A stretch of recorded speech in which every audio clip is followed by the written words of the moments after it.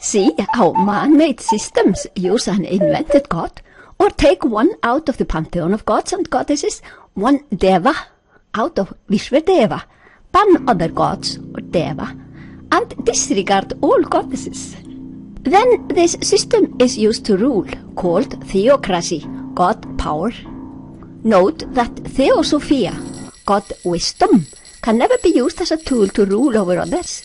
Heathenry is completely useless as such a tool, as it is all about our spiritual evolution, of which we are all responsible, each one of us.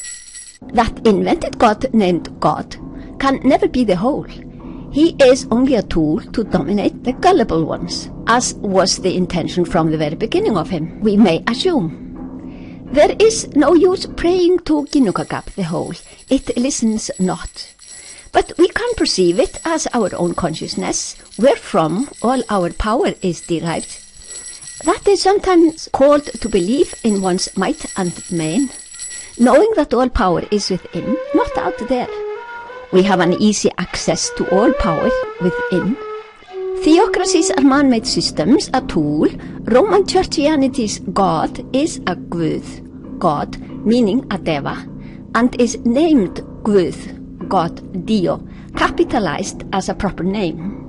He is only a god taken out of the pantheon, a deva taken out of the Vishwadeva. The rest of gods, or deva, is banned, termed false. This has for many a man become a rigid belief, a rigid, unrevised dogma. Let us not be rigid, let's be flexible and open to understanding.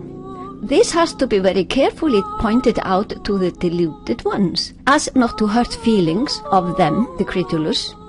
Some mistake one invented God for the whole and talk to him. Jesus did not invent theocracies. Jesus asks us to find heaven within, and to do so we transcend. By all means learn TM and do that regularly. Millions of people do, people coming from all religions. The act of transcending and the benefits thereof is to be found in our Edda poems and myths. This act of transcending seems to be completely unknown by theology professors, even if they read the words of Jesus. The interpretation of Jesus' words depends upon the purity of the man in question, the man whose paid job might be to interpret. Churchianity is all in for their all-worldly systems. They call it spiritual matters, as that looks nice and gives good salaries, especially in the state-run church as in Iceland. Theology professors might pay reverence to other theocracies and flatter for them, while they officially put disdain on our forne siður. Churchians in Iceland have been at it since Anno Domini 999, when Churchianity was threat imposed upon us. They call their religious systems, the theocracies, evolved religions, and our forne siður and such profound spirituality, primitive religions. The latter ones, the pure spirituality, are completely useless as a tool to dominate others, while theocracies are exclusively invented for the purpose of dominating the masses. But mind you, the words of Jesus too are useless as a tool to dominate, unless they are manipulated to become what they are not. The words of Jesus should be understood. Romans are said to have killed the proto-Christians. As it was not possible to erase them, the Romans decided to come up with an official Jesus system. From then on, they could manipulate the teachings. Don't undermine Roman strategy. Jesus might not have been enlightened at birth. The birth stories are written much later. His birth put on Yule, winter solstice, always celebrated by mankind. He was not born in year 0. There might have been several teaching gurus, not only one, at this time. His name was not Jesus. He was not born in Betlehem, only because of some prophecy of some great man being born there. They put that in. All a Roman story, said to be history. Jesus might have learned the technique to transcend during his assumed stay in the East, some say Alexandria, and brought it back to his kinsmen.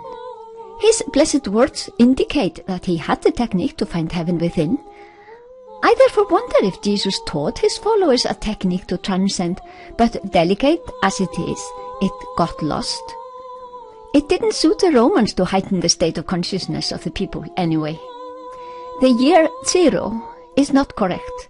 Anno Domini is the Lord's year, so the tool Roman calendar used in the Churchian era is nothing but a smart tool for ruling.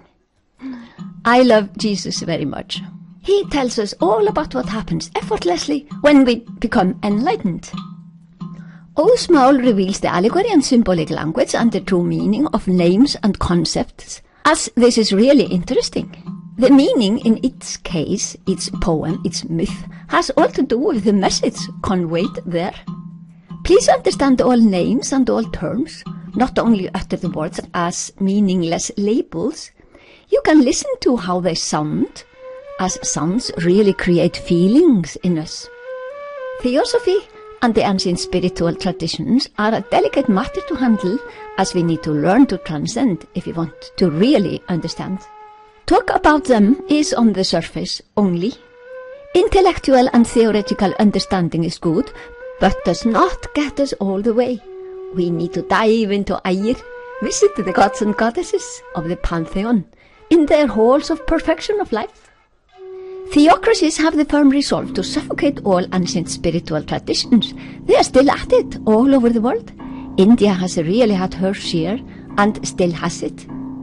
Lots of misleading interpretations are still going strong, having become utter brainwashing. Brainwashed men do not see how brainwashed they are.